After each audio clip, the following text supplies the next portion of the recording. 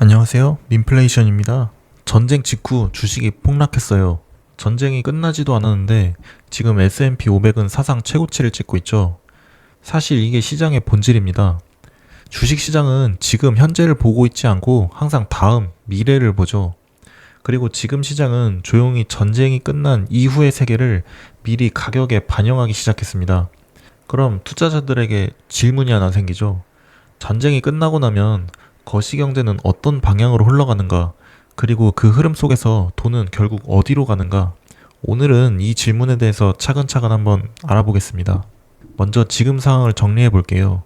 전쟁 전에 배럴당 70달러였던 브렌트유가 한 달 반 만에 126달러까지 치솟았어요. 거의 2배죠. 그 충격이 물가를 끌어올렸고 미국 소비자 물가 지수는 2월에 2.4%였던 게 4월에 3.8%까지 올라왔어요. 한국 코스피는 4일 만에 18%나 폭락했죠. 그런데 지금은 어떻게 됐냐? 4월에 파키스탄 중재로 일단 정전이 됐고 지금은 60일짜리 협상 프레임워크를 논의하고 있습니다. 완전히 끝난 건 아니에요. 핵 문제, 호르무즈 통항 문제가 아직 남아 있어요. 그러면 이 상태에서 나올 수 있는 시나리오를 세 가지로 나눠서 한번 봐볼게요. 첫 번째는 전쟁도 휴전도 아닌 상태예요. 이게 솔직히 지금 가장 가능성 높은 시나리오인데 협상이 완전히 타결되지 않고 MOU를 계속 연장하는 방식으로 이어지는 거예요. 지금처럼 말이죠. 이 경우에는 유가가 전쟁 전 가격보다 조금 높은 위치인 80에서 100달러 그 근처 박스권에서 머물 수 있어요. 혹시 또 무슨 일이 터질 수 있다. 이런 지정학적 프리미엄이 사라지지 않은 상태니까요. 물가는 3에서 3.5% 수준에서 끈적끈적하게 스티키하게 달라붙어 있고 물가가 내려가질 않으니 연준은 여전히 금리를 인하하기가 어려운 상황이겠죠. 시장은 이 상태에서 위아래로 흔들릴 겁니다. 협상이 잘 됐다고 뉴스에 나오면 그대로 오르고 협상이 틀어졌다고 나오면 다시 내리죠. 다만 AI 기업 실적 같은 다른 모멘텀들이 받쳐주면 전반적인 상승 흐름은 유지될 수 있어요. 어떤 느낌이냐면 여러분들 러시아 우크라이나 전쟁 당시에 지금처럼 영토 어디가 밀리고 어디서 전투하면서 드론전이 시작됐다 뭐 이런 뉴스가 지금처럼 나왔어요. 그런데 지금 러시아 우크라이나 전쟁에 대해서 물어보는 사람이 거의 없죠. 아직도 전쟁 중인데 장기화가 되니까 사람들은 적응의 동물이죠. 기억에서 이미 사라진 사람도 꽤 있을 거예요. 러우 전쟁처럼 장기화가 되면 물가는 또 스티키하게 3% 근처대에 있을 것이고 그 상황에 맞춰 또 시장이 천천히 적응할 겁니다. 두 번째는 완전 종전되는 경우예요. 협상이 잘 타결되고 호르무즈가 완전히 열리면서 이란에 대한 제재도 단계적으로 풀리는 경우예요. 이게 실현이 되면 가장 먼저 움직이는 건 유가겠죠. 지금 배럴당 100달러 근처에 있는 유가가 전쟁 전 수준인 70달러 수준으로 내려오겠죠. 그러면 자연스럽게 물가가 빠집니다. 지금 3.8%인 CPI가 9개월에서 12개월 사이에 한 2.5% 정도 수준으로 내려온다는 거예요. 물가가 빠지면 연준이 이제 움직일 거예요. 연준은 지금 인플레이션 때문에 금리를 못 내리고 있거든요. 근데 유가가 빠지고 물가가 잡히면 올해 4분기에서 내년 1분기 사이에 금리 인하 사이클을 다시 시작할 가능성이 생겨요. 금리가 내려가면 장기채 가격이 오르고 달러가 약해지면서 위험자산 선호가 살아납니다. 주식시장에 호황이 올 수 있다는 거죠. 이게 바로 우리가 원하는 시나리오이면서 완전 종전 시나리오의 흐름이에요. 세 번째는 재건 수요가 증가한다는 건데 솔직히 개인 투자자 입장에서는 크게 신경 안 써도 좋을 것 같아요. 중동 재건이 터지면 삼성 E&A, 현대건설 같은 건설주나 LNG 운반선 독점하고 있는 현대중공업, 하나오션 같은 조선주 얘기가 나와요. 스토리나 구조적으로는 맞아요. 근데 수주하고 실적이 나오기까지 2년에서 길면 5년까지 걸려요. 그 돈을 묶어두는 동안 기회비용이 너무 크다는 거죠. 뉴스 나오면 반짝 뛰었다가 도로 내려오는 패턴이 많았어요. 자, 이제 전쟁 종료 이후에 시장이 어떻게 움직일 수 있는지 핵심 구조만 간단하게 정리해 볼게요. 지금 시장은 단순히 전쟁이 끝난다라는 자체보다 전쟁 이후에 돈이 어디로 이동하느냐 이걸 더 중요하게 보고 있어요. 핵심은 두 가지인데, 첫 번째는 유가가 실제로 안정되느냐, 두 번째는 연준이 어떤 이유로 금리를 내리게 되느냐입니다. 만약 전쟁이 끝나고 유가가 내려가면 시장은 인플레이션 압력이 줄어든다고 해석할 가능성이 높죠. 그러면 자연스럽게 금리 인하 기대도 살아날 수 있는 거예요. 그리고 이때 가장 민감하게 반응할 수 있는 자산이 바로 소형주입니다. 대표적으로 미국 중소형 기업들을 모은 러셀 2000 지수인 IWM이나 V2 같은 종목들이죠. 왜냐하면 소형 기업들은 부채 부담이 크고 금리에 민감하면서 현금 흐름이 약한 경우가 많기 때문이에요. 그래서 금리가 내려가고 유동성이 풀리기 시작하면 가장 먼저 숨통이 트일 가능성이 있습니다. 다만 중요한 건 단순 금리 인하가 아니고요. 연준이 왜 금리를 내리느냐가 핵심입니다. 만약 인플레이션은 안정되고 경기는 크게 무너지지 않는 상태에서 금리를 내린다면 소형주와 경기 민감주에 굉장히 좋은 환경이 될 수 있어요. 그런데 경기 침체 때문에 금리를 내려야만 되는 상황이라면 오히려 소형주가 먼저 흔들릴 수도 있어요. 이런 경우에는 조심해야 됩니다. 두 번째로 볼 수 있는 건 여행, 레저 섹터입니다. 많은 사람들이 유가가 하락하면 항공주를 먼저 떠올리지만 항공주는 생각보다 예측 불가능하고 수혜를 잘 못 받는 과거 사례들이 많아요.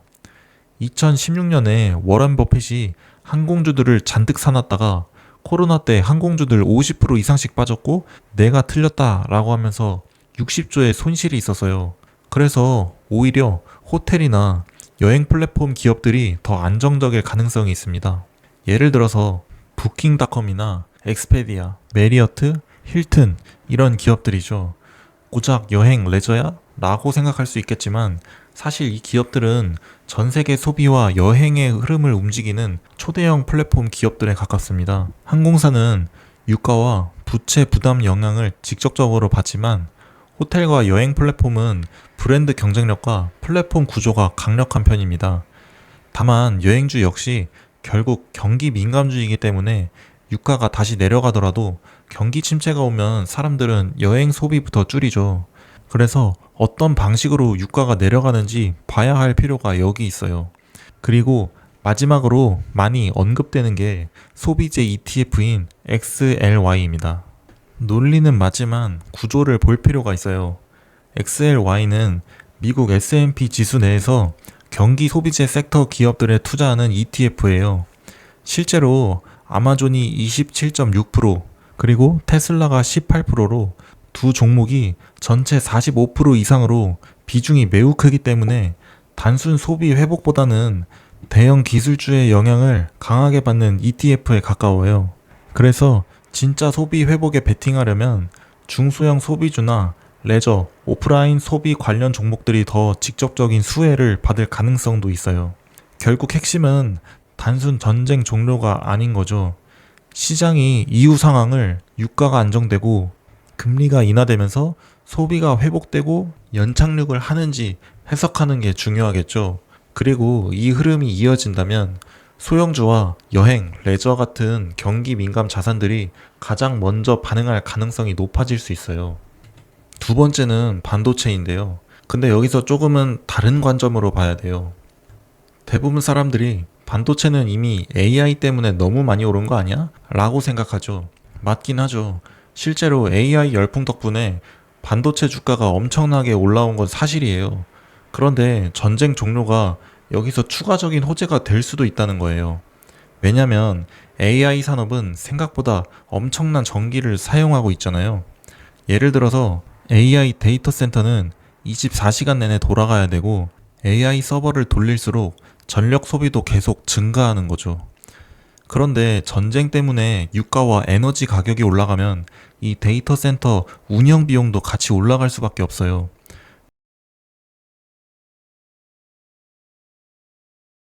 반대로 전쟁이 끝나고 유가가 안정되면 어떻게 될까요? 기업 입장에서는 AI 운용 비용 부담이 줄어들죠. 그러면 지금도 폭발적인 AI 투자를 더 공격적으로 늘릴 여유가 생길 수 있는 거죠. 단 수요가 지금처럼 계속 늘어야겠죠. 즉 전쟁이 종료되고 유가가 안정되면서 전력 비용이 감소되니까 AI 운영 부담이 완화되면서 AI 투자 확대되는 흐름으로 연결될 가능성이 있는 거죠. 그래서 단순 메모리 반도체보다는 AI 데이터 센터와 직접 연결된 기업들이 더 빠르게 반응할 가능성이 있는 거예요. 대표적으로 엔비디아, 브로드컴, 그리고 데이터 센터 인프라 기업들이 있겠죠. 다만 여기서 중요한 건 반도체 원자재 공급 문제는 종전 이후에도 바로 해결되지 않을 수 있다는 점이에요. 예를 들어서 반도체 공정에 필요한 헬륨 같은 원자재는 생산 시설 복구에 시간이 좀 걸릴 수 있기 때문이에요. 그래서 단순히 전쟁이 끝난다, 반도체 폭등이라기보다는 AI 인프라 비용이 낮아지면서 AI 투자 확대 기대가 다시 강해질 수 있다라는 뜻이죠. 그러면 반대로 종전 이후 역수혜를 받을 가능성이 있는 섹터는 무엇이 있을까요? 첫 번째는 정유주예요. 대표적으로 발레로 에너지랑 마라톤 페트롤리엄이 있어요. 이 기업들은 전쟁 이후 유가가 급등하면서 정제 마진이 크게 늘어났고 그 기대감으로 주가도 많이 올라왔어요. 그런데 문제는 정유사 실적이 유가에 굉장히 민감하다는 점입니다. 만약 종전 이후 유가가 안정되기 시작하면 정제 마진도 같이 줄어들 가능성이 높겠죠. 실제로 시장은 종전 기대 뉴스만 나와도 정유주를 빠르게 매도하는 반응을 보여주곤 했어요. 그래서 정유주는 아직 종전 이후 유가 하락을 충분히 반응하지 않았다는 시각도 존재해요. 그 다음 두 번째는 방산주입니다. 대표적으로 RTX, 레이시온이라는 기업인데 방산주는 정유주와 조금 다릅니다. 정유주는 아직 종전 리스크를 덜 반영한 느낌이라면 방산주는 오히려 시장이 종전 가능성을 먼저 반영하기 시작했다는 해석도 가능합니다. 왜냐하면 방산주는 협상이나 휴전 뉴스가 나오는 순간 가장 먼저 반응하는 섹터 중 하나이기 때문이에요. 실제로 평화협상 기대감이 나왔을 때 유럽 방산주들이 크게 빠진 사례도 있었죠. 다만 중요한 건 장기적으로 국방비 확대 흐름 자체가 완전히 사라지는 건 아니라는 거예요. 예를 들어서 나토 국가들의 국방비 확대 기조는 이란 전쟁이 끝난다고 바로 없어지는 구조가 아니잖아요. 그래서 핵심은 정유주는 아직 종전 이후 유가 하락 가능성을 충분히 반응하지 않았을 수 있고 방산주는 오히려 시장이 이미 종전 가능성을 반영하기 시작했을 수 있다. 이 차이를 구분해서 보는 게 중요합니다. 전체적인 흐름을 다시 보면 유가가 내려가면서 물가가 잡혔죠.